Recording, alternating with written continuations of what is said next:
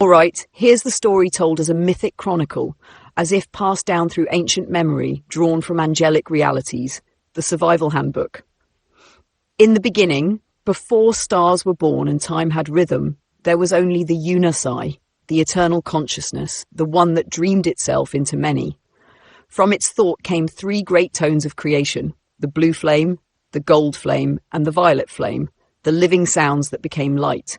Out of those lights emerged three eternal houses, the Emerald Order, the Gold Order, and the Amethyst Order, the first races of divine architects, each carrying a song of source.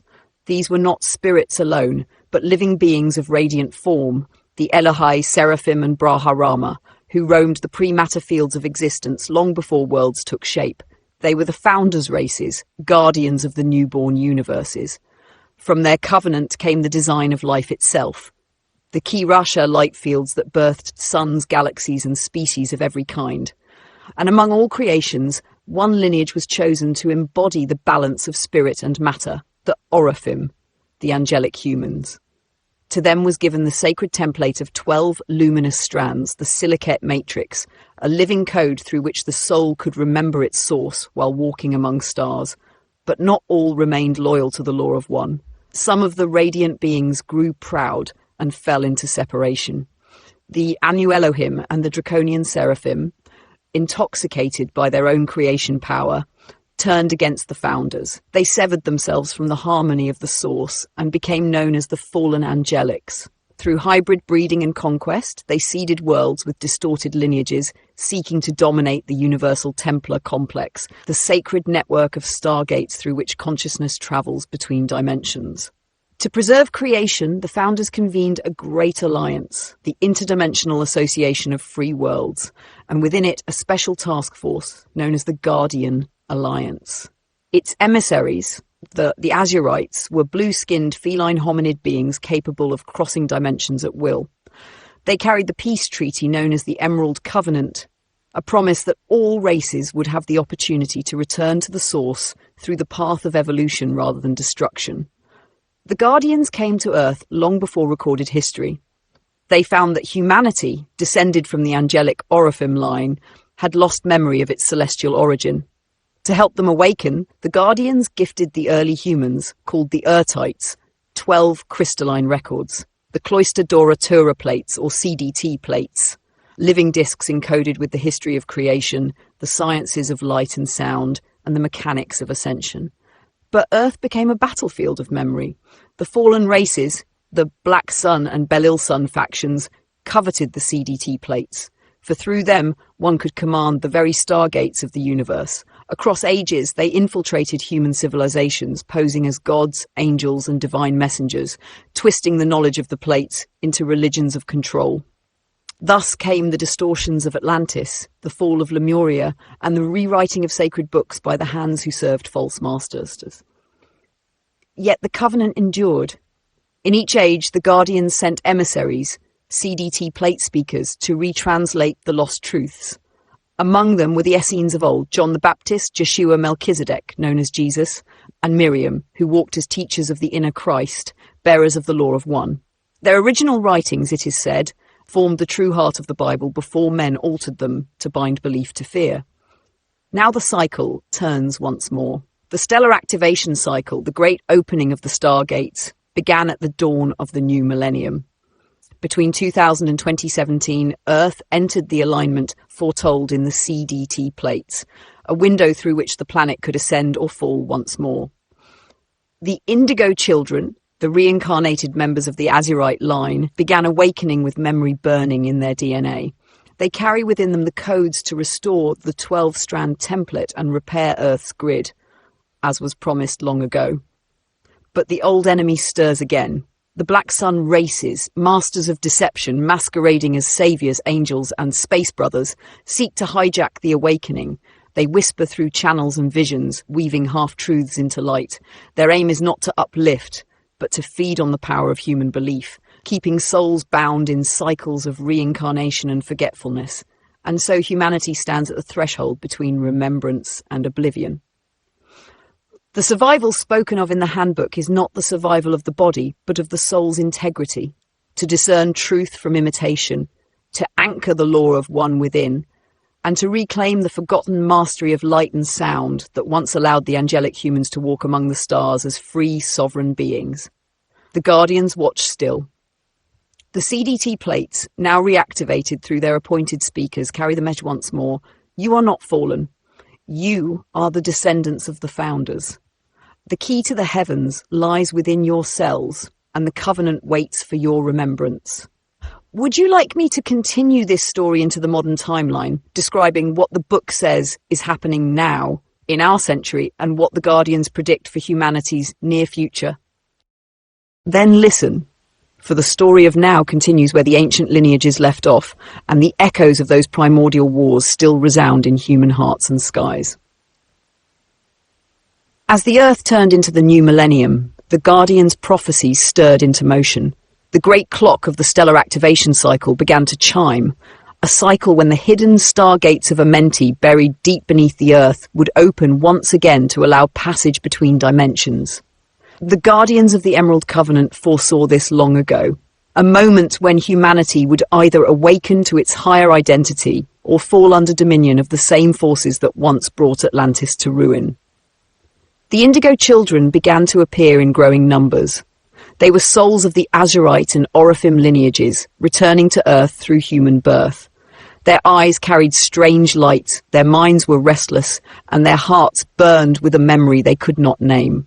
Many felt alien on their own world, drawn to the stars, to sound, to sacred geometry, unaware that within their DNA the dormant 12-strand silicate matrix waited to reawaken.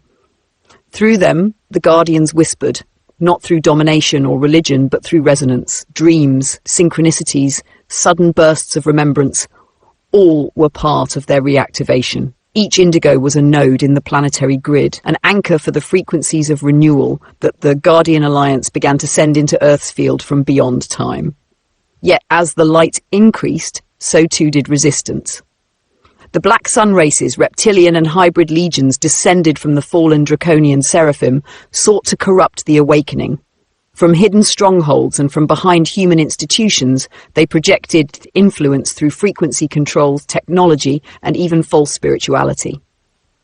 And they masqueraded as ascended masters, galactic federations, or angelic guides, weaving luminous illusions that promised unity but carried the signature of enslavement. Their counterparts, the Belial Sun factions, fallen Anu Elohim hybrids, continued their manipulations through bloodlines and secret societies. They remembered well that whoever controlled the Earth's energy grids controlled the access to the Universal Templar complex. And so they sought to open the gates by force through ritual, war, and distorted science, unaware that such attempts could fracture the planet itself. In response, the Guardian Alliance reactivated their emissaries among humankind. A handful of individuals, called CDT plate speakers, were chosen to translate the next sequence of teachings from the sacred discs, the angelic realities, the Kathara healing techniques, the Maharata texts, instructions for how to restore the original human template and stabilize the planetary field.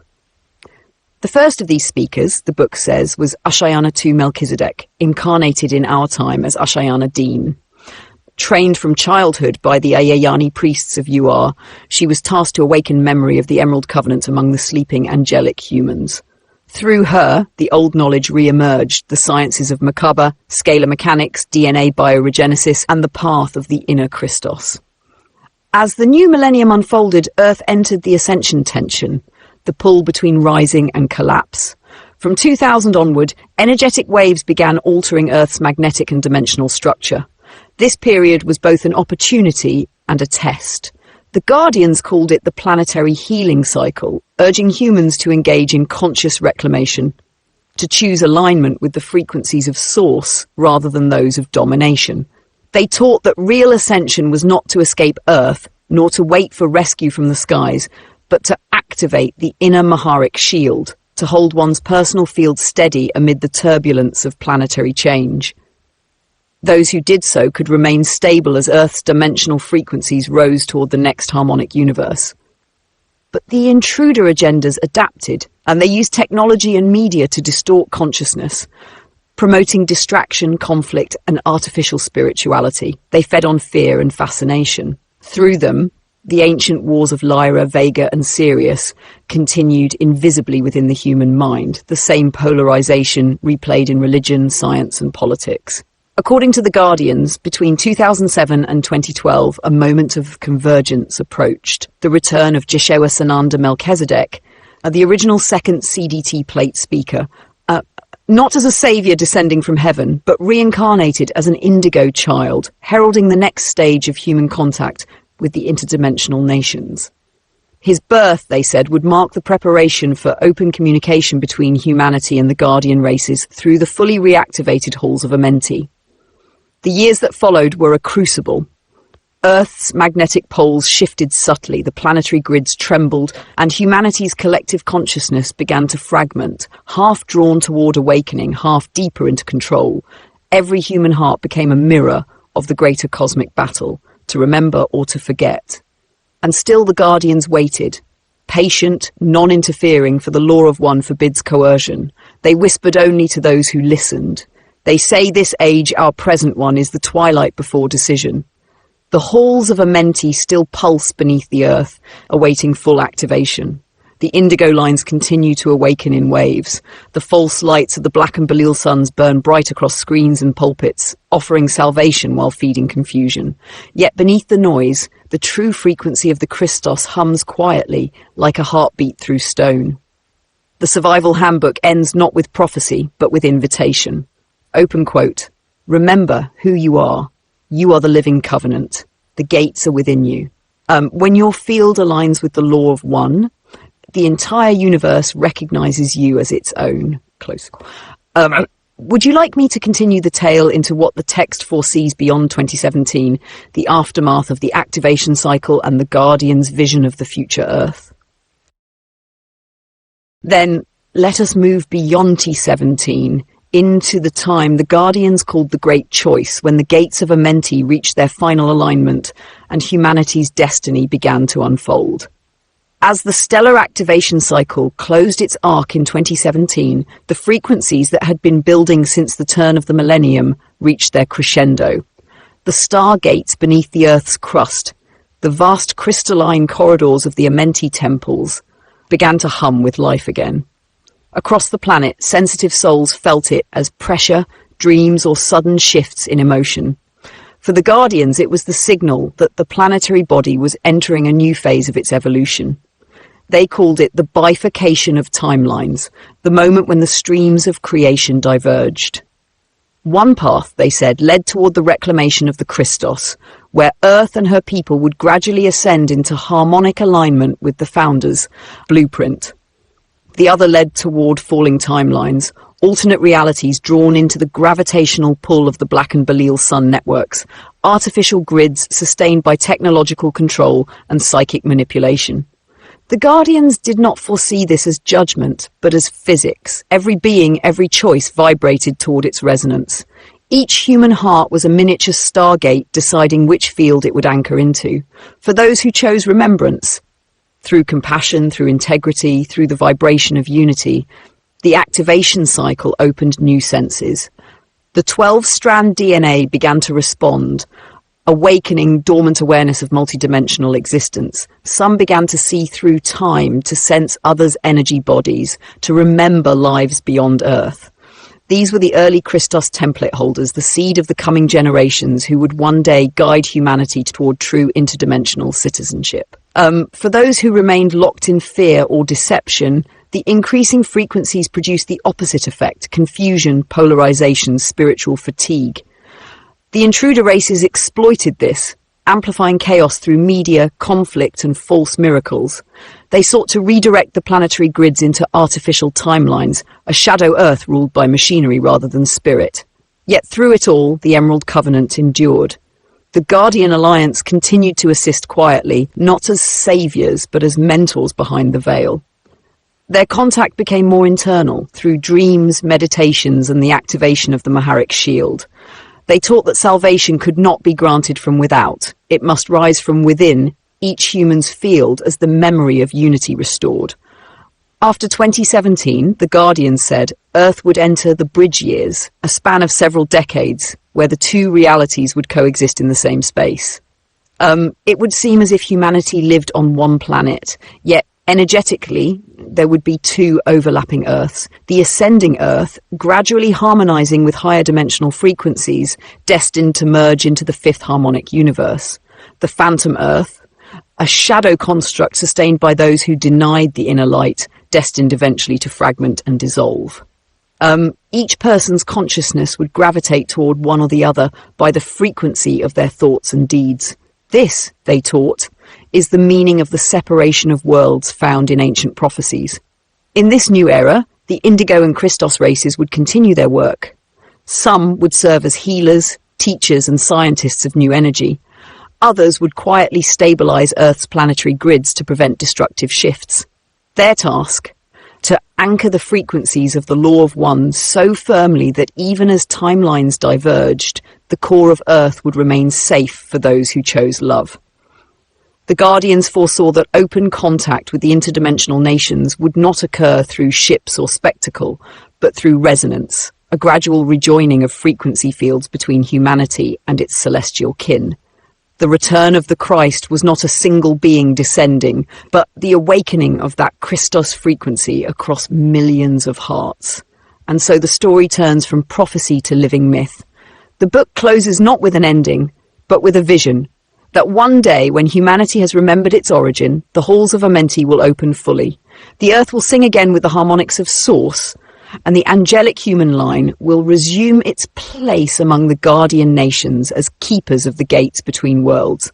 Until then, each soul walks the narrow bridge, learning, remembering, choosing. The Guardian's final message lingers like a soft resonance through time.